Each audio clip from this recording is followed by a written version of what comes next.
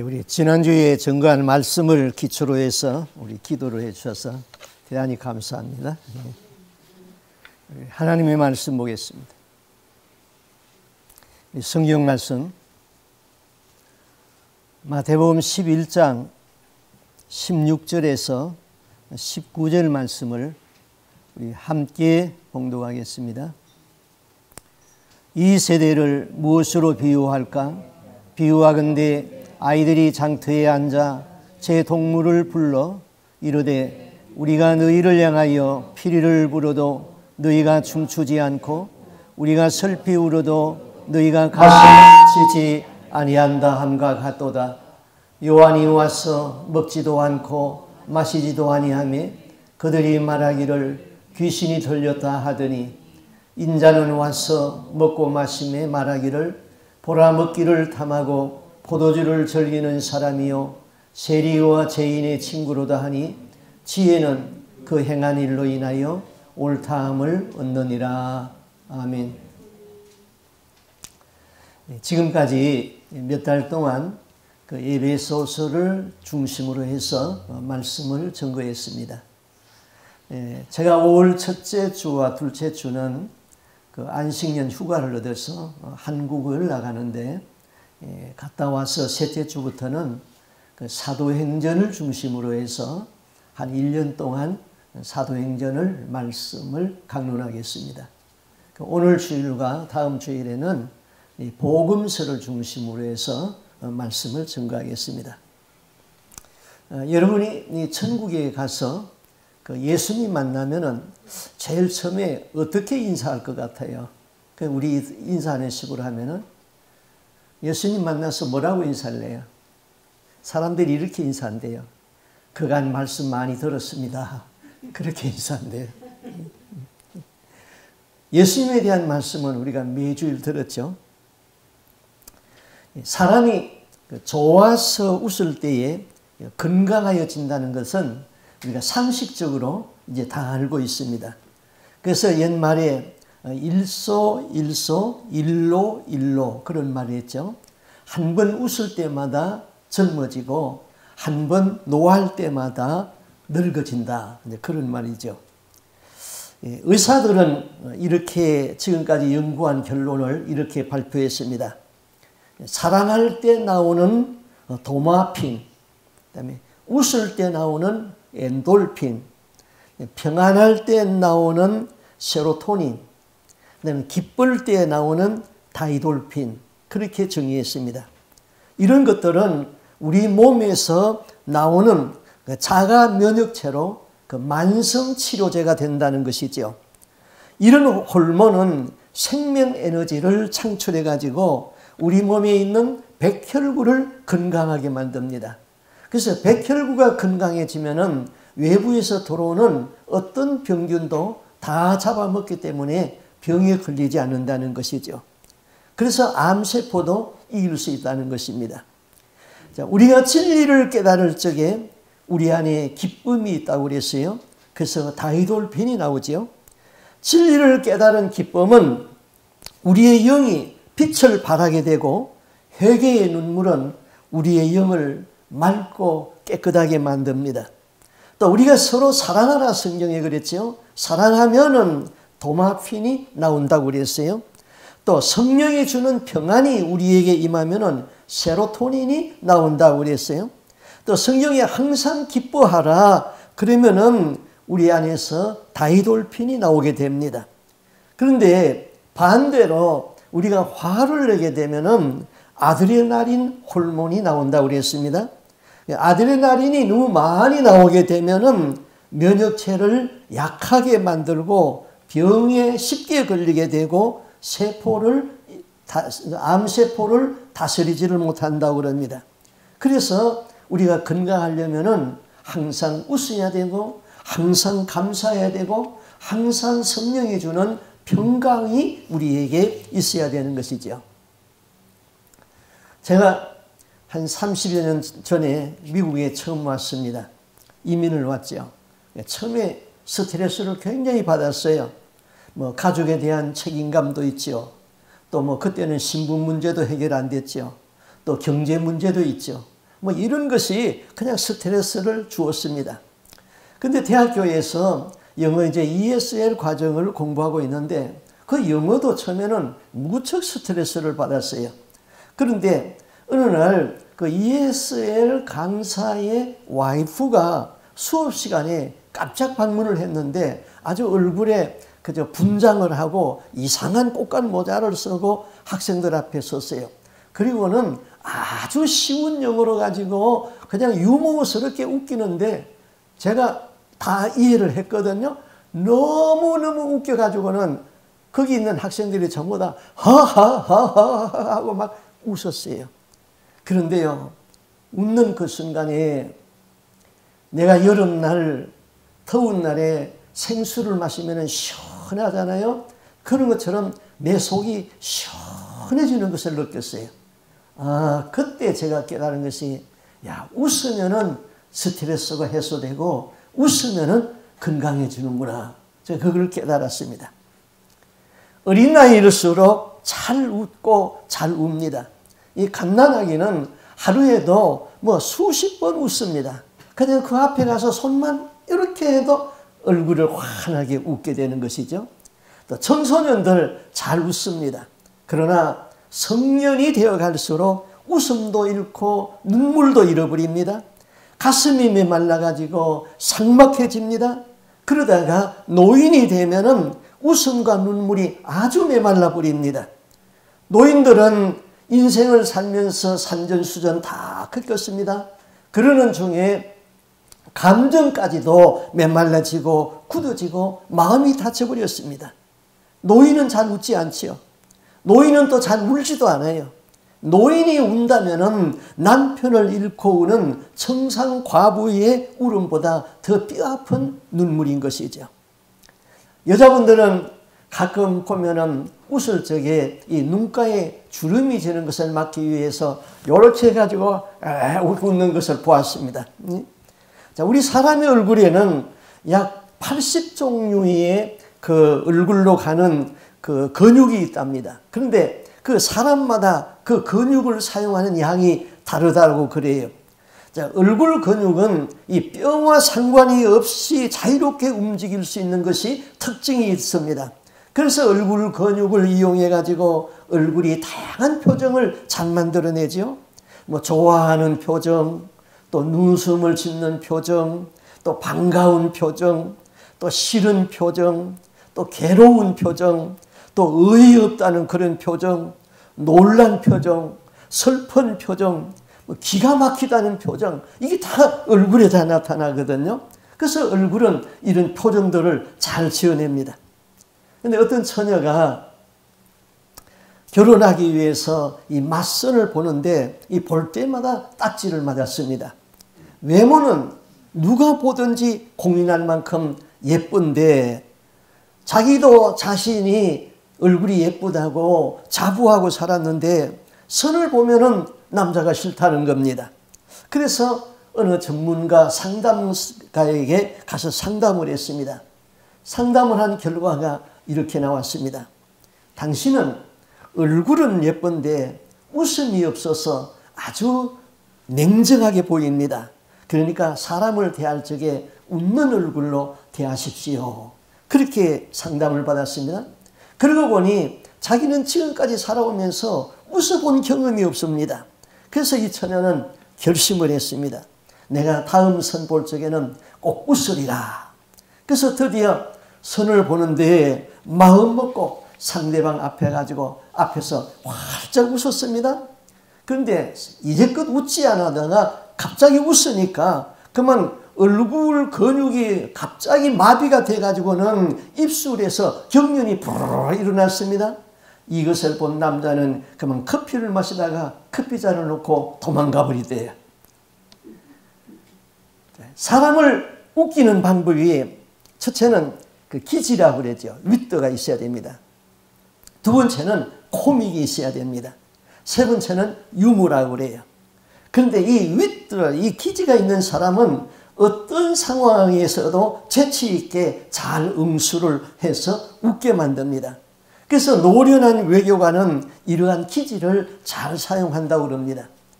큰 사람일수록 유머 감각이 또 탁월합니다.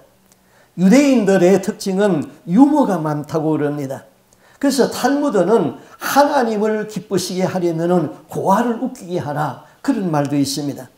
유대인들은 잘 웃기도 하지만은 또 잘 울기도 한다고 그랬어요. 그런데 웃지 아니하는 사람들의 통계가 나왔는데요. 첫째, 간밤에 부부싸움한 사람 안 웃는답니다. 그 다음에 두 번째, 근심 걱정이 많은 사람 웃지 않는데요. 세 번째, 간밤에 잠을 못 잔 사람 웃지 않는데요. 그런데 한 번은 영국의 이 처칠 수상은 아주 이 기지, 윗드가 아주 뛰어난 정치가라고 그랬습니다. 근데 한 번은 국회에 나가서 이제 연설을 하는 날이었는데 그날 그만 지각을 했습니다. 야당 국회의원들이 수상이 회의에 늦었다고 막 핀잔을 하고 열을 올리고 질책을 했습니다. 그때 처칠은 여유 있게 이렇게 윗대를 사용합니다. 여러분, 제가 예쁜 마누라하고 살다 보니 늦잠을 잡니다. 저도 못생긴 마누라하고 잠을 자면은 새벽 4시에 일어날 수 있습니다. 다음부터는 의회에 나오는 날은 꼭 각방을 쓰도록 그렇게 하겠습니다. 그러니까 사람들이 우습고 그냥 지나갔어요. 여러분들은 전혀 웃지 않죠? 뭐 간밤에 싸우고 왔어요? 그 다음에 이 코믹은 주로 TV에서 희극 배우들이 사용합니다. 의도적으로 바보스러운 행동을 하고 실수를 해가지고 관객을 웃기는 것이죠. 그 다음에 이제 유머라는 방법이 있는데 이것은 해학이라고 그럽니다. 유머는 깊은 근심이나 근감과 불안, 고통에서 벗어나게 하는 그런 힘이 숨겨져 있습니다. 사람이 살아가는 데는 이 유머 감각이 있어야 됩니다. 특별히 지도자가 되기를 바라면 이 유머 감각이 뛰어나야 됩니다. 유머 감각이 있으면 사람을 쉽게 사귀게 되는 것이죠. 유머 감각 없이 계속되는 이 스트레스와 긴장감에서 살게 되면 병도 잘 걸게 되고 또 사람을 잘 사귀지는 못하게 됩니다. 인생을 웃으면서 기쁨으로 산다는 것은 큰 행복이잖아요. 그런데 우리나라의 유교 문화는 함부로 웃어도 안 되고 함부로 울어도 안 되고 근엄함과 체면의 문화가 유교 문화였습니다. 유교의 가르침은 군자는 희노애락의 표현을 드러내지 않아야 된다, 그렇게 말했습니다. 또 남자는 3년에 한 번 웃어야 된다, 그렇게 말했습니다. 유교 문화에서 남자는 체면을 지키려면 웃지 말아야 됩니다. 유교의 가르침은 우리 민족을 웃음에 대하여서 아주 인색하게 그렇게 만들었죠. 그래서 우리 조상들은 울음에 대하여서는 관대했으나 웃음에 대하여서는 구박을 했습니다. 그래서 웃음 방정이라는 말을 했죠.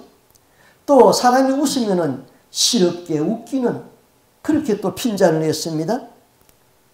우리나라 야사에서 웃음이 천대받고 웃음 때문에 오해받은 일들이 많이 있었습니다.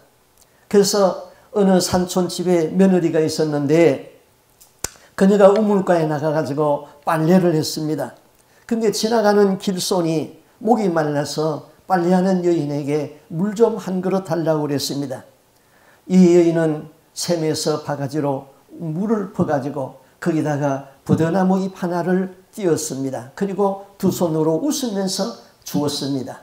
부더나무 잎을 띄우는 것은 너무 급하게 마시지 말고 후후 불면서 물을 먹어서 마셔서 살에 들리지 말라고 부더나무 잎을 띄워 주었습니다. 이 물을 다 마신 사람이 귀를 물었습니다. 그래서 이 여인은 웃는 얼굴로 그렇게 다시 그 길을 가르쳐 주었습니다. 그런데 이 모습을 동리 사람들이 보고 새색시가 젊은 남자에게 남몰래 정을 주었다는 풍문을 퍼뜨리기 시작했습니다. 그래서 이 며느리는 시부모 앞에 불려가가지고 추궁을 받습니다. 이 촌색시가 변명을 모아놓은 말이 시가 되었습니다. 지름길을 묻길래 웃으며 대답하고 물 좀 달래기에 웃으며 떠주었지요. 평양성에 해 안 뜬다 해도 난 모로 웃음 제밖에. 그렇게 시가 되었습니다. 자, 우리나라의 유교 문화는 전통적으로 도덕 군자의 이 채통 때문에 감정을 쉽게 드러내지 않는 그런 불문율이 있었습니다. 그래서 웃음에 대해서는 아주 인색했습니다.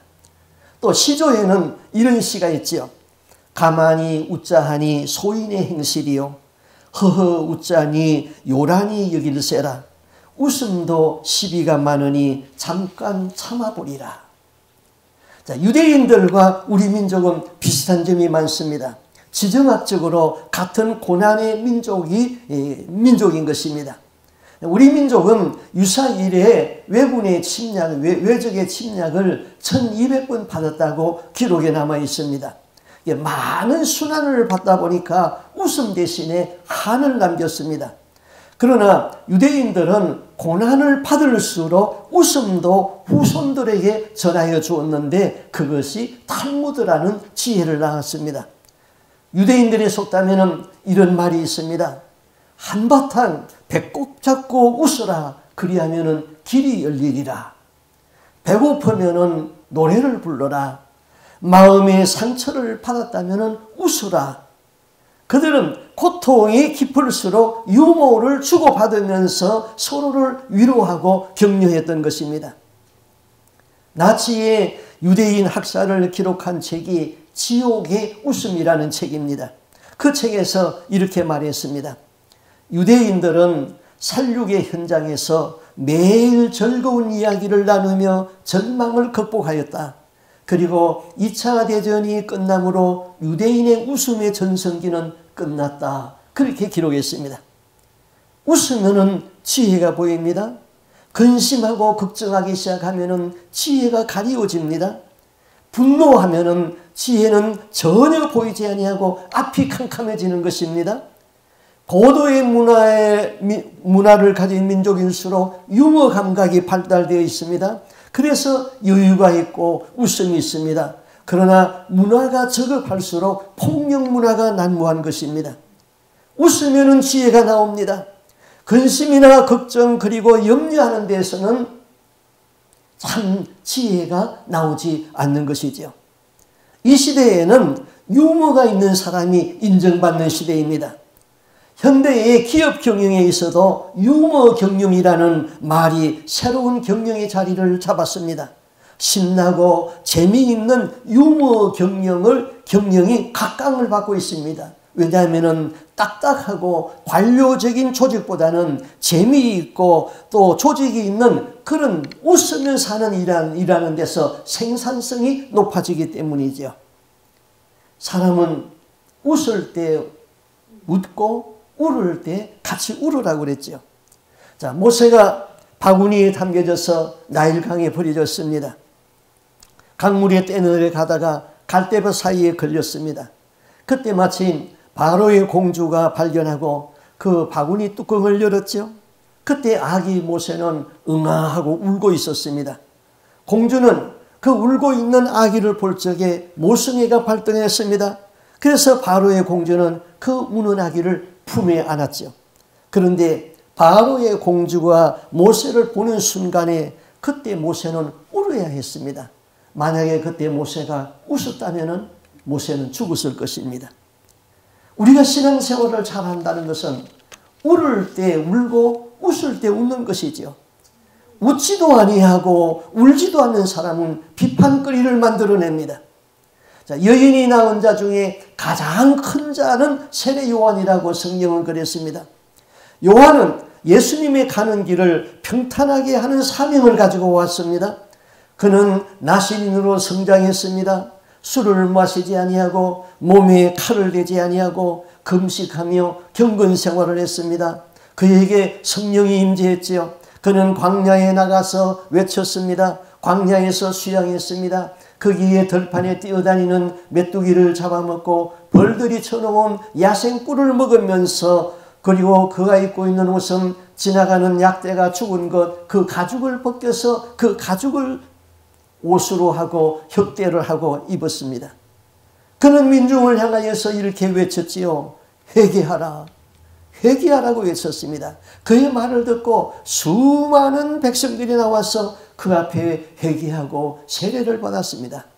요한은 금식하였습니다. 경건하고 백성에게 회개를 외쳤습니다. 모든 백성들은 그가 하나님이 보내신 선지자로 알고 있었습니다. 예수님이 오셨습니다. 예수님의 스타일은 요한의 스타일과 전혀 달랐습니다. 요한은 주로 빈들에서 지내며 금식하며 먹지 아니하고 마시지 아니했습니다. 그런데 예수는 잔치집에 갔습니다. 그 잔치집에 손님이 많아서 포도주가 떨어졌습니다. 예수는 첫 번째 이적을 가나 혼인 잔치집에서 물로 포도주를 만드는 그런 기적을 베풀었습니다. 그래서 기독교는 잔치집과 같이 기쁨이 있는 곳이라고 그랬습니다.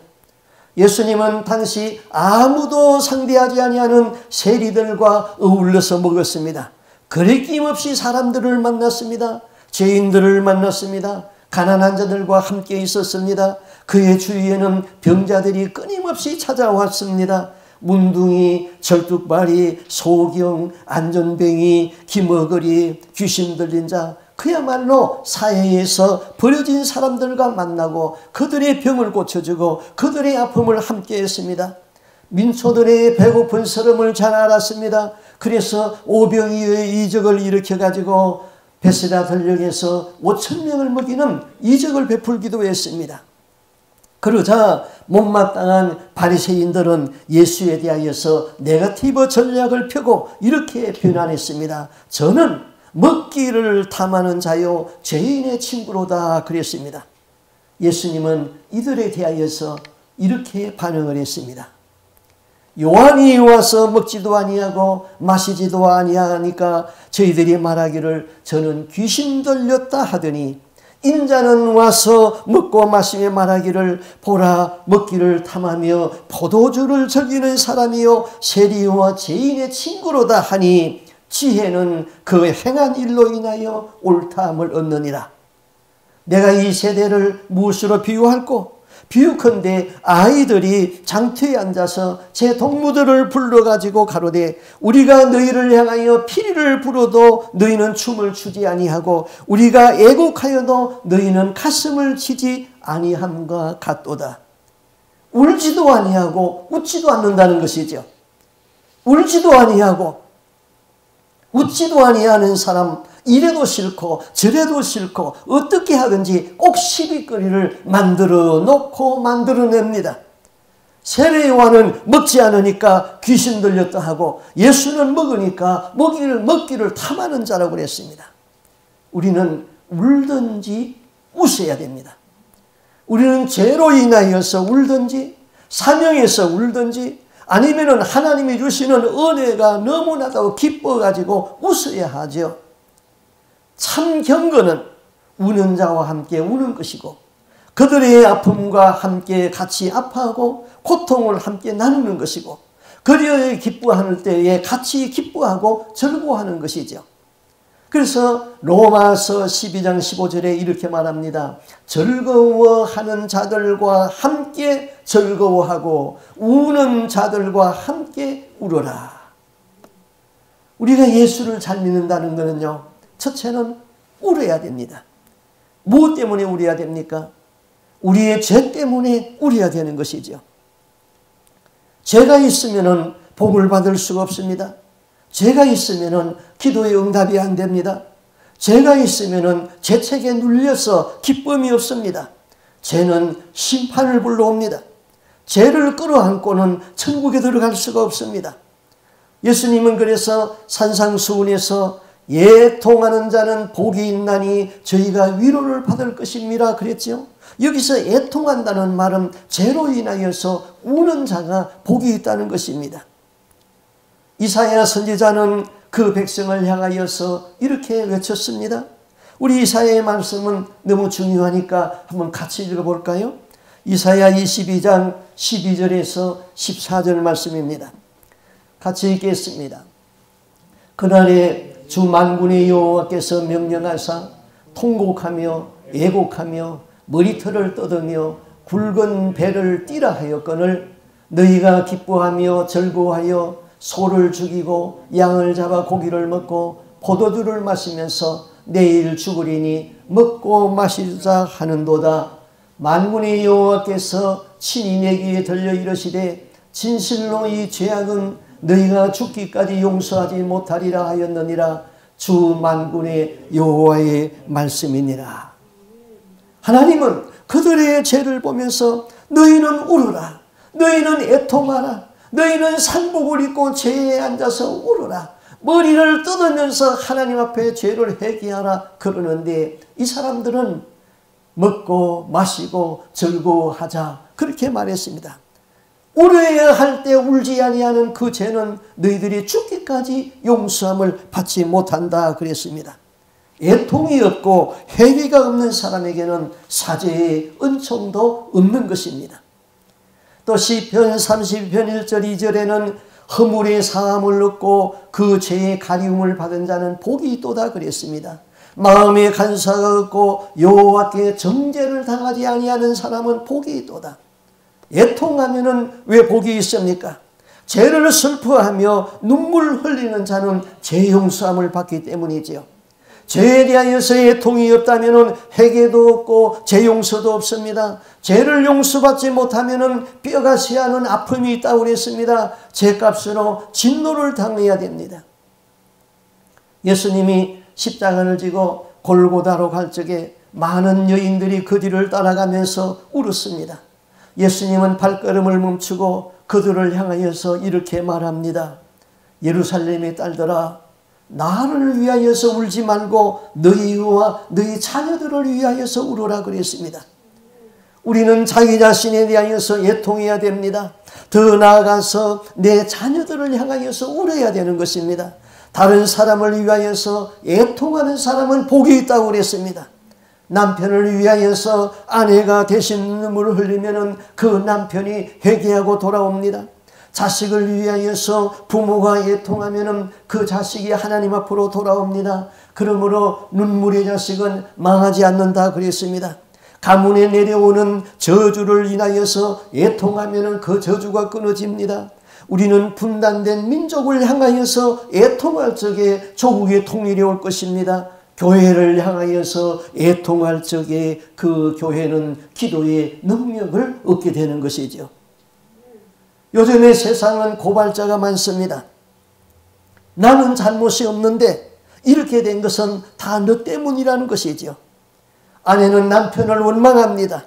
너 때문에 내 인생이 이와 같이 불행해졌다고 원망합니다. 내가 너를 만나지 아니했으면 내 인생은 날개를 달았을 텐데 너 때문에 하고 원망합니다.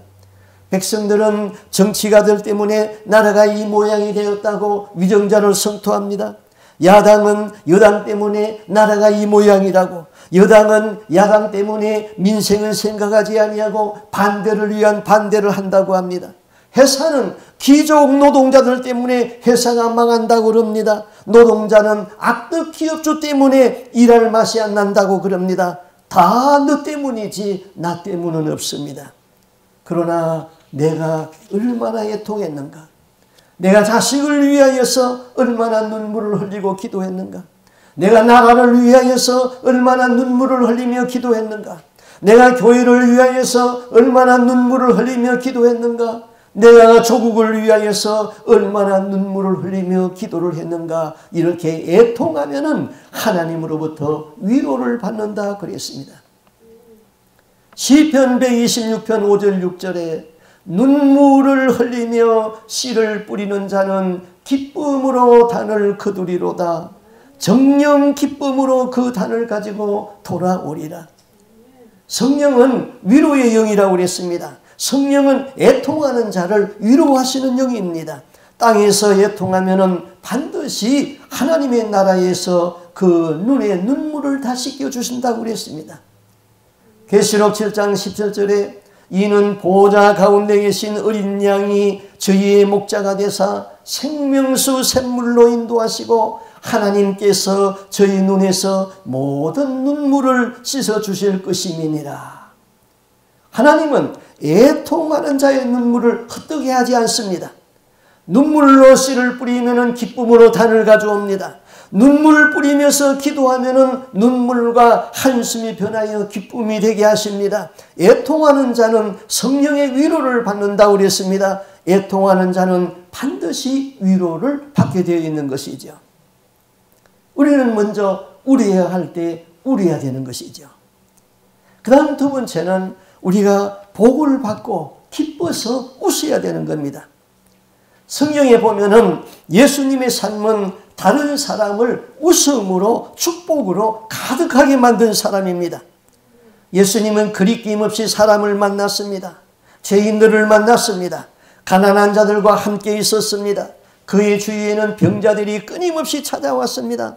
예수님은 사회에서 버려진 사람들을 만나고 그들의 병을 고치고 그들의 아픔에 함께하며 그들로 하여금 웃을 수 있게 하였고 행복하게 했습니다. 민초들의 배고픈 서름을 알고 오병이어의 이적을 베풀어서 마음껏 먹게 했습니다. 귀신 들린 아들을 둔 아버지가 있었습니다. 귀신이 발작하면은 물에도 빠지고 불에도 넘어진다고 그랬습니다. 이를 지켜보는 아버지의 심정이 어떠하겠습니까? 그런데 예수님에게 왔습니다. 예수님이 귀신에게 명령합니다. 귀신아, 그 아이에게서 나가오고 다시는 들어가지 말라. 귀신이 나갔습니다. 본인은 물론이거니와 그 부모는 얼마나 기쁘겠습니까? 한 문둥병자가 예수님에게 와서 무릎을 꿇었습니다. 이렇게 말합니다. 주여, 원하시면은 저를 깨끗게 하실 수 있습니다. 그때 주님은 이렇게 말씀합니다. 내가 원하노니 깨끗함을 받으라. 그 즉시 문둥병자는 깨끗함을 받았습니다. 예수를 만난 사람들은 다 행복해졌습니다. 아브라함은 부자였습니다. 그러나 그에게 아들이 없었습니다. 그래서 그의 재산을 충성스러운 종에게 상속시켜야겠다고 생각을 했습니다. 그런데 하나님이 나타나셔서 이렇게 말씀합니다. 네 상속자는 네 종이 아니고 내가 너에게 아들을 주겠다. 아브라함의 나이 99세가 되었습니다. 그 아내 사라의 나이는 89세가 되었습니다. 사라는 여자로서 생산할 수 있는 기능이 다 없어졌습니다. 경수가 말랐고 젖이 말라붙었습니다. 그런데 하나님의 사자가 사람의 모습으로 찾아왔습니다. 아브라함은 사람의 모습으로 찾아온 이 손님을 자기 집으로 모시고 가서 극진히 대접합니다. 하나님의 사자가 이렇게 말합니다. 기한이 이를 때에 내가 정녕 너에게로 돌아오리니 네 아내 사라에게 아들이 있으리라. 사라가 장막 뒤에서 하나님의 사자가 하는 말을 듣고 웃었다 그랬습니다. 출산의 때를 넘긴 사라입니다. 아들을 주려면은 젊은 나이에 아들을 주지. 이제 나이가 많아서 몸은 늙은 고목나무가 되었고 90살 된 늙은 할머니가 아들을 낳는다. 너무 웃기는 이야기입니다. 너무 황당한 이야기입니다. 그래서 그는 자기도 모르게 웃었습니다. 사라의 웃음을 보고 하나님의 사자가 이렇게 말합니다. 네가 왜 웃으며 이러기를 내가 늙었거늘 어찌 아들을 낳으려 하노냐. 그때 사라는 두려워가지고 내가 웃지 아니했다고 시치미를 딱 뗐습니다. 사라는 속으로 웃었다 그랬습니다. 하나님은 속으로 웃는 것까지 하셨습니다. 기한이 되었습니다. 사라가 아들을 낳았습니다. 고목 같은 사라에게 몸에 생리가 다시 생기고 말랐던 가슴이 부풀어 오르기 시작했습니다. 사라가 아들을 낳았습니다. 아들이 없어서 고민하던 아브라함의 가정에 아들이 태어났습니다. 대저 하나님의 말씀은 넘치 못함이 없느니라. 하나님은 그 아들의 이름을 이삭이라고 짓게 했지요. 이삭이라는 이름의 뜻은 웃음이라는 것입니다. 사라는 늙은 할머니가 아기를 낳는다고 말하니까 너무 넌센스 나서 웃었습니다. 하나님은 그 웃음을 정녕 기쁜 웃음으로 바꾸어 주었습니다. 그 위에 사라는 이삭을 안고 젖을 먹일 때마다 기쁨에 넘쳐서 웃었습니다. 행복에 넘쳐서 웃었습니다. 이삭을 볼 적마다 입에서 웃음이 절로 터져 나왔습니다. 하나님은 인간의 한숨을 바꾸어서 웃게 하시는 하나님. 사라가 아들을 낳았습니다. 그는 기뻐서 이렇게 말하지요. 하나님이 나로 웃게 하시니 듣는 자가 다 나와서 함께 웃으리로다. 이 말은 사라가 행복해서 하는 말이죠. 이삭이 젖을 떼는 날 아브라함은 너무 기뻐서 큰 잔치를 배설했습니다.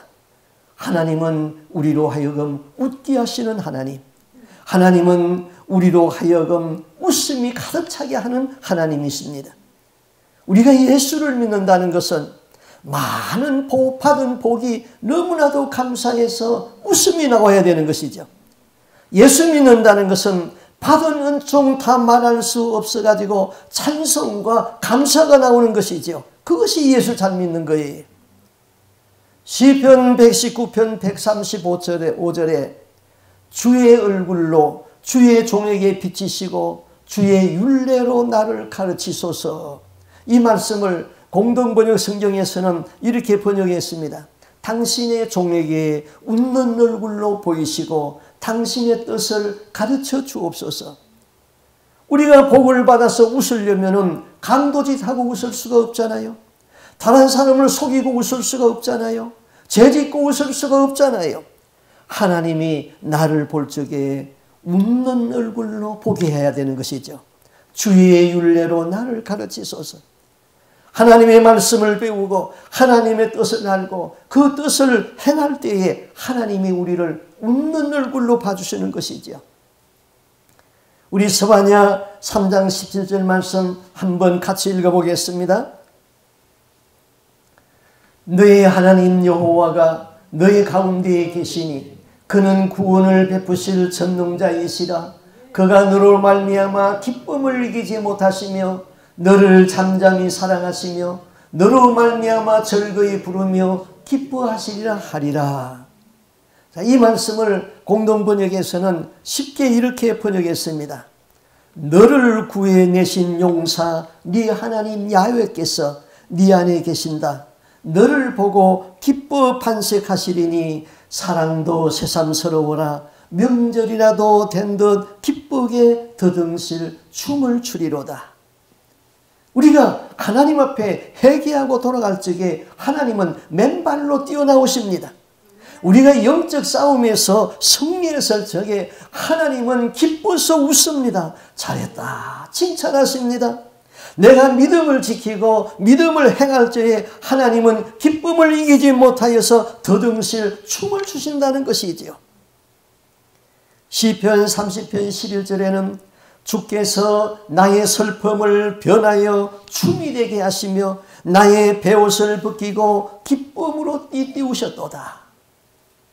시편 120편 126편에는 여호와께서 시온의 포로를 돌리실 적에 우리가 꿈꾸는 것 같았도다. 그때에 우리 입에는 웃음이 가득하고 우리 혀에는 찬양이 있었도다. 유다 백성들이 바벨론의 포로로 잡혀갔습니다. 그 땅에서 70년 동안 노예 생활을 했습니다. 그런데 예레미야의 예언대로 70년 포로 생활이 끝나니까 고레스 왕이 해방령을 내렸습니다. 그들 백성에게 자유를 주어서 자기 고국으로 돌아가도 된다고 그랬습니다. 그들은 너무 기뻐서 이것이 꿈인가 이것이 현실인가 하고 우리 입에 웃음이 가득했다 그랬습니다. 욥기 8장 21절에는 웃음으로 네 입에 즐거운 소리로 네 입술에 채우시로다. 하나님은 인생으로 하여금 웃을 수 있도록 복을 주시는 하나님입니다. 하나님은 우리의 슬픔이 변하여 기쁨이 되게 하시고 우리의 입에 웃음이 가득하게 하고 찬송이 넘쳐나게 하십니다. 예수를 잘 믿는다는 것은 죄를 애통하면서 우려할 때 우려해야 됩니다. 예수를 잘 믿는다는 것은 복을 받고 기쁨이 가득하여서 감사가 넘쳐야 됩니다. 그리고 예수를 잘 믿는다는 것은 하나님이 나를 볼 적에 기쁨을 이기지 못하여서 웃도록 하는 것, 그것이 예수를 잘 믿는 것입니다. 저는 목회를 하면서 이런 경험을 하였습니다. 그분을 위하여서 간절히 기도할 적에 하나님은 아무나 쉽게 책망하지 아니하고 하나님은 아무나 쉽게 칭찬하지 않습니다. 대부분의 사람들이 칭찬도 하고 책망도 하고 그럽니다. 또 어떤 사람은 완전히 책망만 하는 사람이 있습니다. 어떤 사람은 너무나도 하나님이 기뻐서 축복의 말을 하는 것을 제가 기억하고 있습니다. 이렇게 말씀하시더라고요. 내가 그를 보니 흙에서 진주를 본 듯이 기쁘다. 이 말은 우리 셋째 딸이 목회하는 딸인데 그 딸의 아들을 위하여서 기도할 적에 하나님이 그렇게 말씀을 주었어요. 내가 너를 보니 흙에서 진주를 만난 듯이 기쁘다. 참 신실하거든요. 교회에 와서 얼마나 충성하는지 모르거든요. 오직 부모에게 순종하면서 모범생이죠. 또 어떤 아들은 이렇게 칭찬하더라고요. 하나님이 내가 그를 볼 적에 인간 창조에 기쁨이 있다. 하나님이 인간을 창조했을 적에 너무너무 기뻤대요. 그 인간 창조의 기쁨이 그에게서 보았던 것이지요. 또 어떤 목사님을 향하여서는 그는 내 종들을 가르칠 수 있는 종이며 나를 바로 증거하려고 애쓰는 자이다. 그렇게도 말씀하시더라고요. 또 한 사모에게는 어떤 사모님을 위해서 기도할 적에는 이렇게 말씀하시더라고요. 광야의 조각목 같은 너를 내가 안과 밖을 정금으로 입혀서 성전에서 사용하리라. 아마 이 말은 거기서 내가 너를 만나고 이 책을 읽은 분들은 누구에게 한 말인지 알 수 있을 것이에요. 또 어떤 사람은 성경대로 잘했다 착하고 충성된 종아 네가 작은 일에 충성하였음에 내가 큰 일을 맡기리라 주인의 즐거움에 참여하리라 이렇게 축복하는 사람도 있습니다. 말씀드린 대로 하나님은 아무나 칭찬하지 않아요. 하나님은 아무나 쉽게 저주하지도 않아요.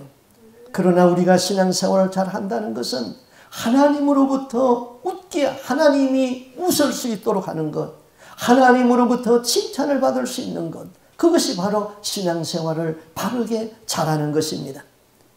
하나님이 우리를 웃게 하십니다. 인생 최후의 승리자는 천국의 영화를 맛보면서 웃으면서 천국 들어가는 사람이에요. 인생 최후의 실패자는 지옥에 떨어지면서 울며 이를 가는 사람들이에요. 정리합시다. 죄를 회개하면서 울 때 울어야 됩니다. 받은 사명을 위하여서 눈물로 울어야 됩니다. 내 신앙을 보고 하나님이 기뻐서 웃어야 되는 것입니다. 하나님이 주시는 복을 많이 받아서 기쁨이 충만해서 춤추고 웃으며 감사하며 사는 우리의 삶이 될 수 있기를 바랍니다. 아멘. 네. 기도하겠습니다. 주 하나님 아버지, 우리는 울어야 할 때 울어야 하는데 울지 못하였기 때문에 우리의 마음이 삭막해지고 강팍해졌습니다. 하나님 앞에 눈물을 흘리면서 기도한 적이 벌써 오래되었습니다. 하나님의 나라에는 각자의 이름이 붙어있는 눈물병이 있다고 하였는데 그 눈물병에 우리의 눈물의 적치량이 얼마나 되었는지 우리의 삭막해진 마음에 눈물을 허락하여 주시옵소서. 사명을 위하여서 울게 하여 주옵소서. 죄 때문에 애통하면서 머리를 뜯으면서 하나님 앞에 울게 하여 주옵소서. 우는 자는 살 수 있고 우는 자는 생명을 얻을 수 있사오니 우리가 울어야 할 때 울게 하여 주옵소서.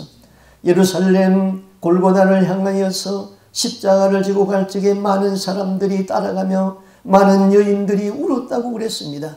주님은 잠시 발을 멈추고 그 우는 여인들을 바라보면서 나를 위하여 울지 말고 너희와 너희 자녀를 위하여서 울으라고 그랬습니다. 나의 죄 때문에 우리는 얼마나 울었는지요. 우리의 자녀들을 위하여서 우리는 눈물을 흘리면서 기도하였는지요. 눈물로 기도하면 하나님께서는 그 기도를 들어주시고 반드시 예수의 영으로 충만하게 하여서 그 자녀는 망하는 법이 없습니다. 우리로 하여금 울 때 울게 하여 주시옵소서. 주여 기도하옵기는 하나님 앞에 신앙의 충성을 다하게 하여 주옵소서. 좁은 길을 걷게 하여 주옵소서. 원수와의 싸움에서 이기고 승리하게 하여 주옵소서. 그래서 주님이 우리를 볼 적에 착하고 충성된 종이라고 부르고 내가 너를 볼 적에 인간 창조의 기쁨이 있다 감탄하게 하시고 내가 너를 만나니 흙에서 진주를 만난 듯이 기쁘다. 내가 너희 하는 것을 보니 내 마음이 흡족하다 하고 우리 주님이 우리를 칭찬하고 웃는 얼굴로 돌아볼 수 있도록 우리가 그렇게 신앙생활해 나갈 수 있기를 원합니다. 눈물도 없고 웃음도 없는 그런 삭막한 삶을 살다가 우리가 쭉정이 신앙이 되어서 날아가는 일이 없도록 알곡신자가 다 되게 하여 주시옵소서. 이 모든 말씀 살아계신 예수님 이름으로 기도하옵나이다. 아멘.